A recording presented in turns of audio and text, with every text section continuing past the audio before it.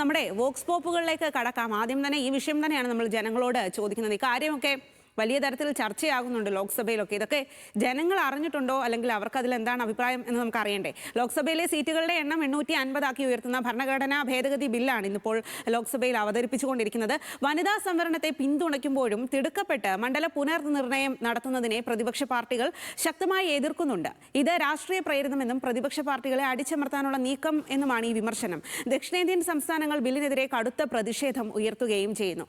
ജനസംഖ്യാടിസ്ഥാനത്തിൽ ലോക്സഭാ സീറ്റെണ്ണം വർദ്ധിപ്പിക്കുന്നത് ജനം അറിഞ്ഞിട്ടുണ്ടോ? കേരളം അടങ്ങുന്ന ദക്ഷിണേന്ത്യൻ സംസ്ഥാനങ്ങൾക്ക് ഇത് തിരിച്ചടിയാകുമോ എന്ന് ജോയ് മോൻ കൊച്ചിയിലുള്ള കുറച്ച് ആളുകളോട് ചോദിച്ചിട്ടുണ്ട്. എന്താണ് അവർക്ക് പറയാനുള്ളത് എന്ന് കേൾക്കാം.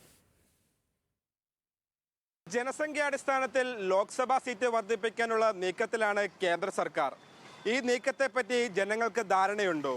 കൊച്ചിക്കാർക്ക് എന്താണ് പറയാനുള്ളതെന്ന് കേൾക്കാം. ഇത് ഞാൻ ന്യൂസ് നോക്കിയില്ലേ, എനിക്ക് അതിനെ പറ്റി കാര്യമായിട്ട് അറിയില്ല.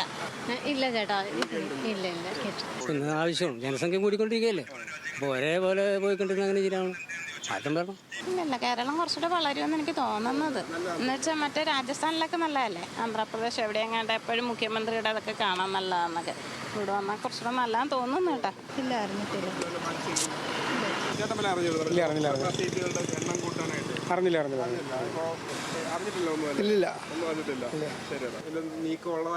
ചെറുതായിട്ട് കേട്ടിരുന്നു, ടി വിയിൽ വാർത്തയിൽ കേട്ടിരുന്നു.